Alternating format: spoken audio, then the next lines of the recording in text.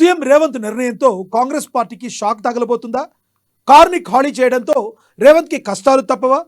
బీఆర్ఎస్ను కాపాడుకోవాల్సిన బాధ్యత రేవంత్ పై ఉందా? తెలంగాణలో ట్రయాంగిల్ ఫైట్ ఉంటేనే కాంగ్రెస్కి మేలు జరుగుతుందా? బీఆర్ఎస్ ఖతం అయితే బీజేపీ బలపడుతుందా? కమలం బలం అయితే కాంగ్రెస్ పార్టీకి కష్టాలు తప్పవా? రేవంత్ కావాలనే కష్టాలను కోరి తెచ్చుకుంటున్నారా? పరోక్షంగా బీజేపీకి మేలు చేస్తున్నారా?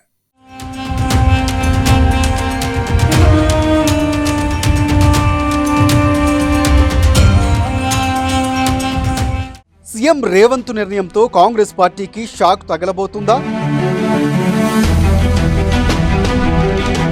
కారు ఖాళీ చేయటంతో రేవంత్కి కష్టాలు తప్పవా? బీఆర్ఎస్ను కాపాడుకోవలసిన బాధ్యత రేవంత్ పై ఉందా? తెలంగాణలో ట్రయాంగిల్ ఫైట్ ఉంటేనే కాంగ్రెస్కు మేలు జరుగుతుందా?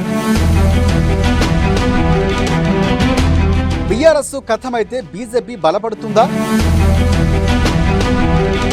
కమలం బలమైతే కాంగ్రెస్ పార్టీకి కష్టాలు తప్పవా?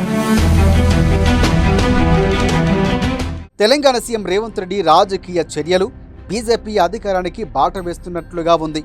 బీఆర్ఎస్ను నామరూపం లేకుండా చేయటం వల్ల కాంగ్రెస్కు వచ్చే ప్రయోజనం ఏంటో అర్థం కావటం లేదనే కామెంట్స్ సొంత పార్టీ నుంచే వస్తున్నాయి. బీఆర్ఎస్ను విలీనం చేసుకుంటే ఇక తెలంగాణలో ప్రతిపక్షమే ఉండదని రేవంత్ రెడ్డి కలలు కంటున్నారని, పూర్తిగా ఆయన రాంగ్ రూట్లో పయనిస్తున్నారనే భావన కూడా కాంగ్రెస్ నాయకుల్లో బలంగా నాటుకుపోతోంది.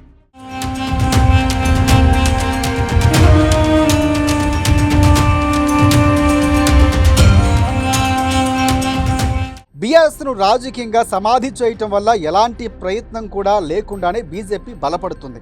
లోక్సభ ఎన్నికల్లో కాంగ్రెస్తో సమానంగా బీజేపీ 8 సీట్లు దక్కించుకోవడాన్ని రాజకీయ విశ్లేషకులు గుర్తు చేస్తున్నారు. తెలంగాణలో బీఆర్ఎస్ను కాపాడుకోవలసిన బాధ్యత అందరికంటే ఎక్కువగా రేవంత్ రెడ్డిపైనే ఉంది. బీఆర్ఎస్ బతికి ఉంటే కాంగ్రెస్కు రాజకీయంగా మేలు జరుగుతుందనే చెప్పవచ్చు.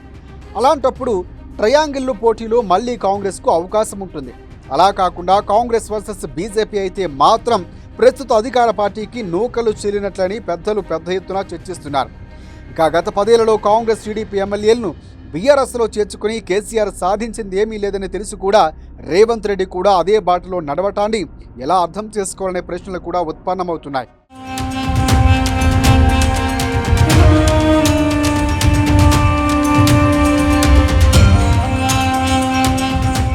పాలనపై అలాగే నిరుద్యోగ సమస్యలపై రేవంత్ రెడ్డి దృష్టి సారించకుండా కేవలం ఫిరాయింపులపైనే రేవంత్ రెడ్డి నమ్ముకుంటే కాంగ్రెస్ కొంప మునుగుతుందనే చర్చ కూడా తెరలేచింది.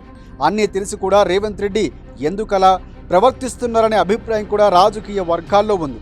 పశ్చిమ బెంగాల్లో కమ్యూనిస్టు కాంగ్రెస్ పార్టీలు అణిచివేసి చేజేతులా బీజేపీ ఎదిగేలా మమతా బెనర్జీ చేసుకున్నారని గుర్తు చేస్తున్నారు.